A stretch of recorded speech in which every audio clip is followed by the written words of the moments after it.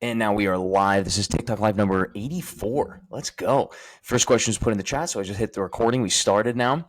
And top 5 people to stay on for the longest. I'll be giving you guys a shout out on the caption on podcast, in the caption of YouTube, on podcast, all platforms. I'll be giving you guys a shout out there. All right, guys, let's begin. So the first question is Laurent _ do you support illegal immigrants like myself? Well, can you describe illegal immigrant or undocumented immigrant? Like, can you describe that a little further? And then maybe we could go into that a little bit. User 7448, advice for making a relationship work long-term when you're a busy undergrad student preparing for dental school. Yes, no, this is a great question, by the way. I must just say, though, it gets more busy. Okay, there's a lot more responsibilities that get tacked on as you go to dental school, and then you go to residency, and then now after residency, outside, and sure, so many less responsibilities of residency, but so much more life responsibilities right now, right? Because I'm an adult, I'm working for a private practice and putting all my not all, but my skills to work as an oral surgeon and making a relationship work. Well, one thing is making sure at least one day a month you guys put everything aside and it's your time. It's just you and him or her, and it's your time to go spend time with each other. Go out to dinner, go on a date, go for an adventure, go walk in the woods, go for a hike. Maybe you guys both share similar interests in, like there was I actually never went, but there was a ping pong place right below in my building that I lived in. We never ended up going. We never ended up going. We wanted to. That opened up like 2 years ago. But making time to do things that you both find passions in, common ground that you both like. See Benji join. What's up, see Benji? Does that make sense? You know what I mean? So you need to make sure that you put everything aside at a certain point in the week, in the month. During residency, the goal was one date a month where we'd go put everything aside and go to dinner. Go on a dinner date. And now after residency, my goal is, once she moves in with me, it would be to put everything aside for a weekend. And just that weekend is our family weekend. Everything gets locked out and we just spend that time with each other, doing our chores around the house, responsibilities around the house, financial planning, things that we like to do together, doing a date. I would like to do that on whether it be Friday or Saturday night, and just, kind of lock down, and it's your time together. That would be my advice. I'm not a relationship counselor, but that would be my advice. See, Benji said, how's it going? It's going good. It was a busy day. This is another Sunday. I didn't get to do my cardio, and that's really disappointing to me. I spent probably 5 to 6 hours of studying, because tonight, actually in 15 minutes at 8 o'clock, right now it's 7:45, Sunday, November 16th, in 15 minutes, we have our group study session for the oral board exam, where we quiz each other on case presentations. We go through cases, and we have to answer questions according to the material that we need to know for that board exam, right? And that's in 15 minutes. So I prepared my 2 presentations for that today. I did some studying that I had to finish up from last week on the chapter on infections. And then, so I didn't get to run today, unfortunately. I didn't get to go last weekend either. But I'm hoping to catch up with some workouts this week. I need it. I can't be doing cardio just once a week. That's just not enough for my, mental capacities.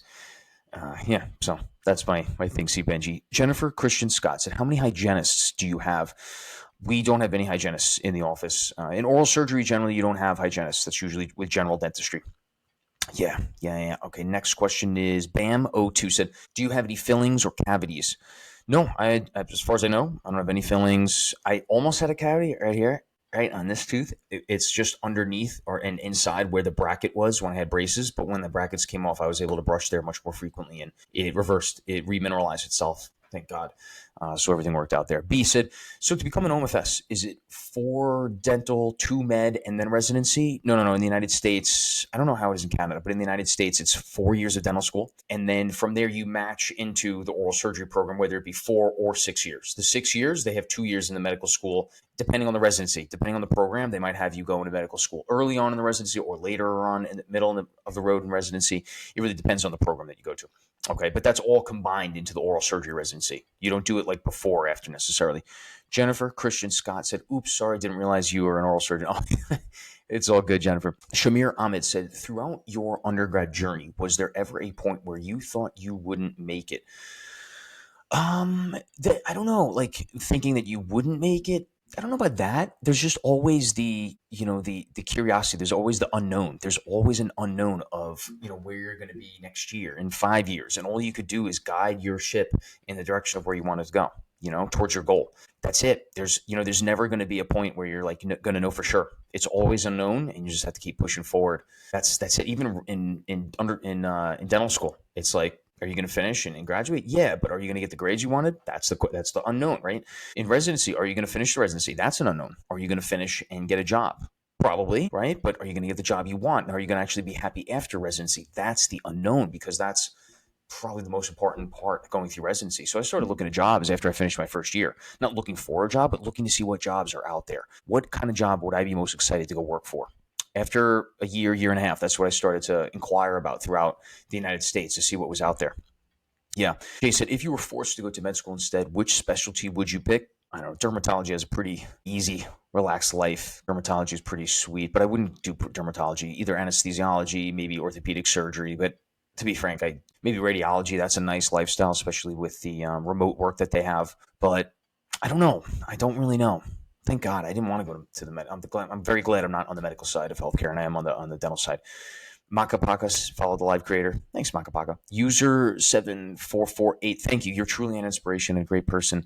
There's thousands that strive to be like you one day, beyond a surgeon, as a genuine human. That's very, very kind of you. Thank you for saying that. I'm just another guy, transparent, trying to help guide in the right direction of where we're all going. I wouldn't be here without my mentors, so I'm trying to mentor and give back as well, and also gain a community. We're in this together. I want you to know we're in this together, and I just did a mentoring session last 2 Thursdays, actually. Two Thursdays ago was at Stony Brook University undergrad for pre-dental students. This Thursday was at the NYU Dental School for dental students interested in oral surgery.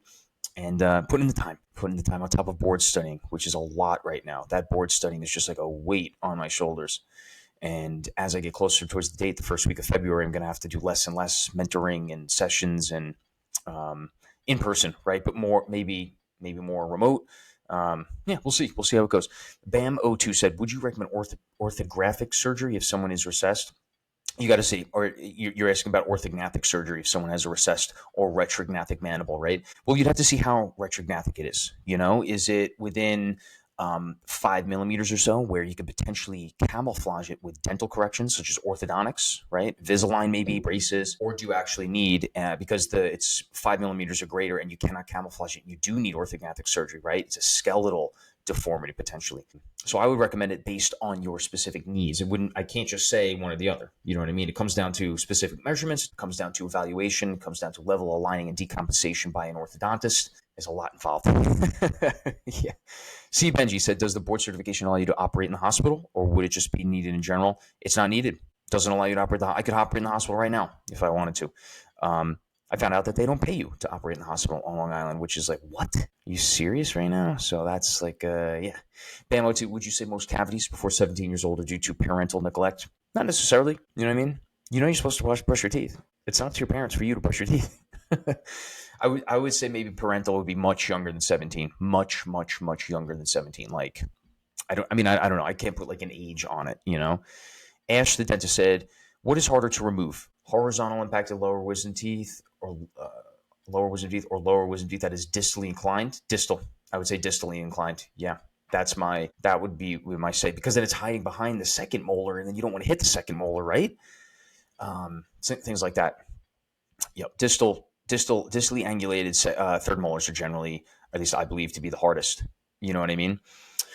All right, let's go, because I got to eat quick and then I got to sign to our study session at 8. Deyvvi, what's up, Deyvvi, said, do you think dental school will accept me if I got a C+ in Bio 1, or it was my first semester of college? I think you need to show increased progression of better and better grades throughout your undergrad, and then that'll be something you could talk about on your interviews. Okay, that's my thought. Flower said, hey, any advice on getting out root tips when they break in the socket? Very annoying. Yeah, root tip pick. You might have to go to the surgical handpiece to remove some bone around those root tips. Root tip pick, spade, using the mirror, maybe a curette, and using the drill if you need to remove some bone in order to gain a purchase point on that root tip. Yep. Kodomi said, if you have a tooth that needs extraction and has a lesion, do you extract and then clean and then implant? It depends. It really depends. Can you get that entire lesion out? Do you just want a bone graft and see how the bone heals first? There's a bunch of different ways you could look at this, Vishna said, how was life balance in residency? Tough. It's a challenge. It's definitely a challenge. It's really having self-awareness to know how much you can give up in order to put time towards your studies, your residency work and stuff. And it's knowing what you need to do to kind of decompress yourself and relax. There's a lot. User for 7448. Did you know now that it's financially worth it to become a general dentist? And is there a work-life balance left? There is work-life balance left if you can know what job you are going to get or want to get, right? And making sure that you get that. Otherwise, you need to figure that out. And you need to have a financial plan set in store if you're looking forward. Because I can't answer that for you, for your personal situation, right? I can only answer some guidance in the direction of which way you want to go. And I think it would still be worth it if you have a financial plan on how you're going to, go through that as far as finances go and everything. Alberto Ramirez says, what's the difference between surgical and normal hand-pieced foreign extraction? Because there's high speed and slow speed hand pieces. Some hand pieces are designed more for fillings and restorations or crown preps, and then some of them are designed more for surgical, removing bone or cutting teeth in half and stuff like that. User 3208, do you remove mucoseals? Yeah, I've removed a couple mucoseals already. Yeah. Two Flags said, hey, can a patient get double jaw surgery to fix their underbite even if they have a broken nose? Yeah, sometimes we combine it with rhinoplasties. Yeah, rhinoplasty is the nose, fixing the nose. Yeah, you could do that. Nathan said, hey, I started dental hygiene but never had biology. Do you have any study tips for exams? Quizlet. Use Quizlet. Get on that Quizlet. eDog580 said, what was your GPA when you applied to dental school? My GPA was a 3.6, average. I had a 3.8 from Stevens for my last 2 years, and my first 2 years was a 3.4 from NYU Poly. That's now NYU Tannen School of Engineering. Ed Kodomi said, do you miss GP work? No, I'm good. I'm pretty happy with oral surgery. Yeah, just a couple more and then I got to go. Change said, what do you think about Dr. Alfie? Some OMFS have mixed opinions. Oh, I forget Dr. Alfie. Who's Dr. Alfie again? I forget. Sorry about that. Deyvvi said, yeah, I got better grades grades A on bio, A in Gen Chem. Nice. Bio 2, good.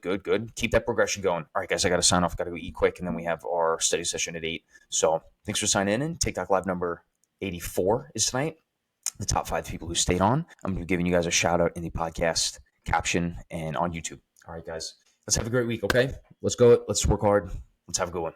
I love you guys. And listen to the podcast. Thanks. All right, good night.